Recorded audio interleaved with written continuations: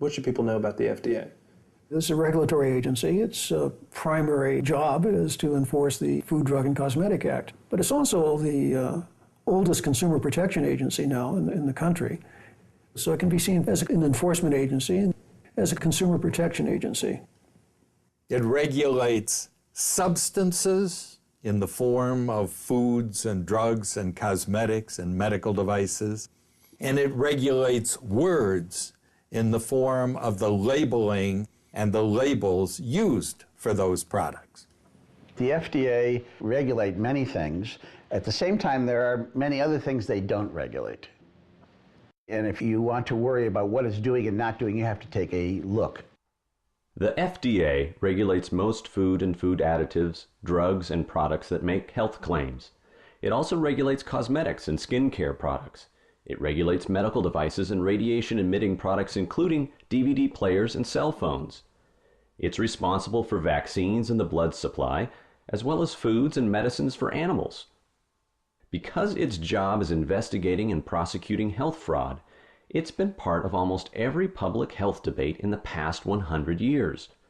It has occupied a difficult place between consumers and businesses, and it has done so by relying on a long tradition of credible science and effective law enforcement. This presentation is about the Food, Drug, and Cosmetics Act, the Nutrition Labeling and Education Act, and 81 Federal Register 34000, also known as the Serving Size Amendment.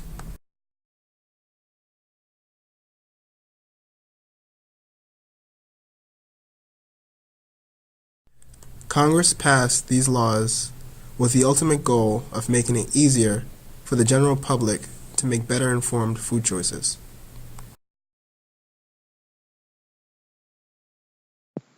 The FD&C Act, passed by Congress in 1938, gave authority to the FDA to oversee the safety of food, drugs, and cosmetics. Penalties are typically levied against manufacturers for failing to properly label products. This reg is promulgated in 21 U.S.C. 301. The NLEA is a set of laws passed by Congress in 1990, requiring nutrition labeling for most foods. The statute also gave the FDA the authority to regulate nutritional labeling nationwide. Regs governing food labeling are promulgated in 21 CFR Part 101. The NLEA has always been an influential law, and an example of this is NYSRA versus New York City Board of Health. In this case, the New York City Board of Health compelled New York City restaurants to post calorie count on their menus. The NYSRA filed suit arguing that the NLEA was preempted by the New York City law. The FDA submitted an amicus brief in support of the NYC law. This influenced the Second Circuit's decision. The Second Circuit ruled that the NYC law was an adequate expression of the spirit of the NYLEA. With sugar being so viscerally appealing to us, it's frankly no wonder that food manufacturers put it in everything. And I do mean everything. About 35% of the sugars that Americans consume come from beverages. But we're also talking about salad dressings and ketchup and, breads and cereals and crackers. And the list goes on, even to beef and turkey jerky. We have no idea how prevalent sugar is in almost everything that we eat. Look at Clamato juice, the original tomato cocktail with clam. One serving has 11 grams of sugar in it. So they clearly thought, well, look, let's improve the taste by adding sugar, instead of thinking, let's improve the taste by removing the clam. and none of this would be a problem were it not for the fact that, as we all know, excess sugar is probably not good for us. Both the World Health Organization and the American Heart Association have warned against the harms of eating too much of it, and some studies suggest that too much sugar can literally mess with the brain. This rat is perfectly healthy. Put him in a vat of water and he finds his way to safety every time. 5.2. Now, look at this guy. What he's been eating is the equivalent of a North American diet, complete with all the fats and sugars we regularly consume. He doesn't know where to go. His brain has been damaged. But look, regardless of whether sugar is terrible for you or the answer to all of life's problems, shouldn't you at least get to know when it's being added to your food? And to their credit, the FDA is trying to take this on. This week, the FDA is reviewing new nutritional labeling standards, and that may force food makers to not just list total sugar content, but how much sugar they're adding to their products.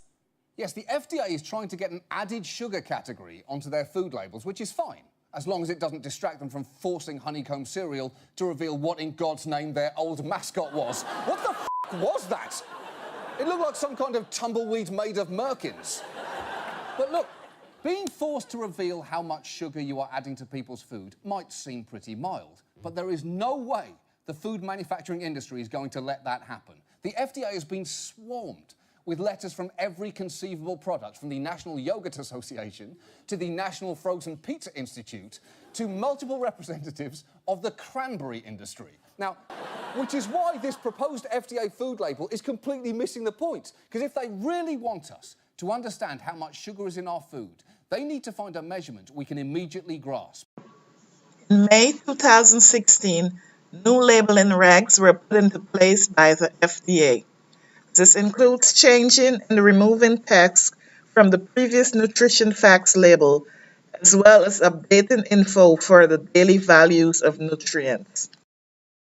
Big changes coming to the food you eat. For the first time in 20 years, the FDA is changing nutrition labels on the back of just about everything you buy at the grocery store. We're talking 700,000 labels. ABC's David Curley has our story. On the back, the side, under a flap, one of these labels adorns much of our food. And this morning, for the first time in 20 years, a major makeover.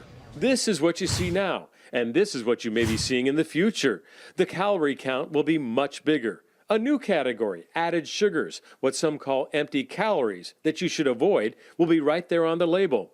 The rollout for the government was accelerated. Maybe that's because it came out of the White House from a first lady who says, let's move and eat right. Folks are really starting to think about what they eat and how active they are. So they're scrutinizing labels. They're asking questions. But some of the most striking changes come in serving sizes. The new labels will try to reflect how we really eat. Right now, 8 ounces of soda is considered a single serving. But when's the last time you bought an 8-ounce pop? So a 12-ounce, even a 20-ounce soda will be considered a single serving, and you will get the full calorie count. Ice cream? Now it's a half cup a serving. But we eat about a cup on average, so that will now be the acceptable size. Muffins, now a half, but we eat really the whole thing. So the serving size will be a full muffin. Same for bagels and toaster pastries.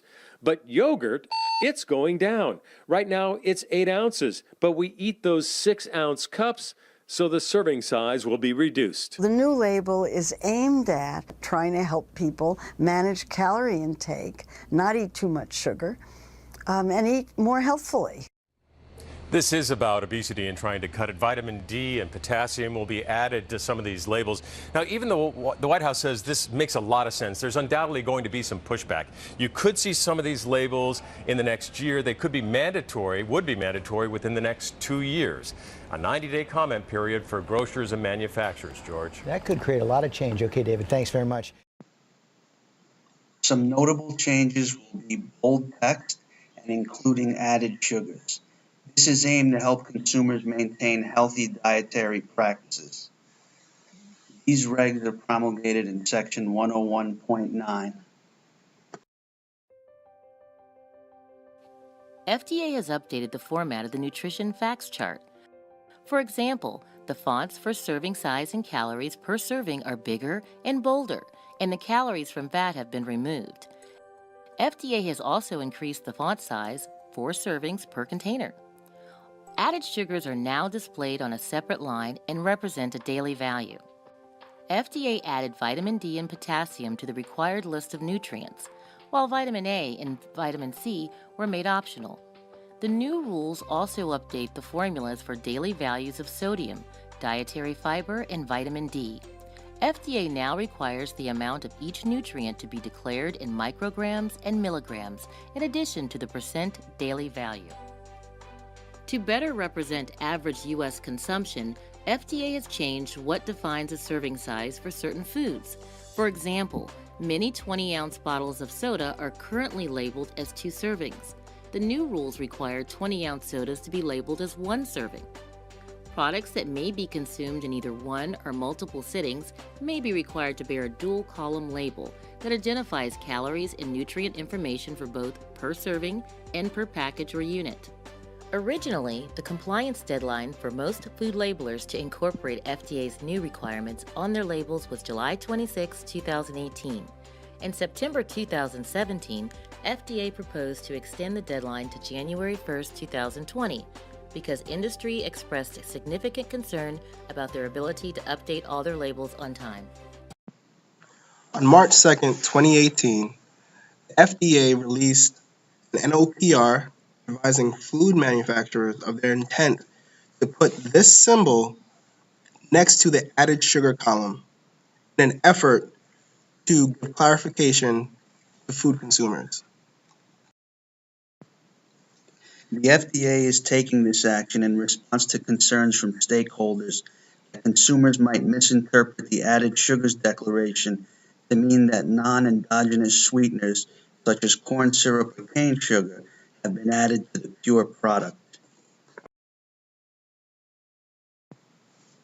Some stakeholders are concerned that consumers may think certain cranberry products are less nutritious than their competing products because of their added sugars declaration. Cranberries are naturally tart, and as such, certain dried cranberries and cranberry juice products have added sugars to bring their total sugars per serving up to levels comparable to the level of non-cranberry competing products. And these products usually have their labels listed as 0 added sugars.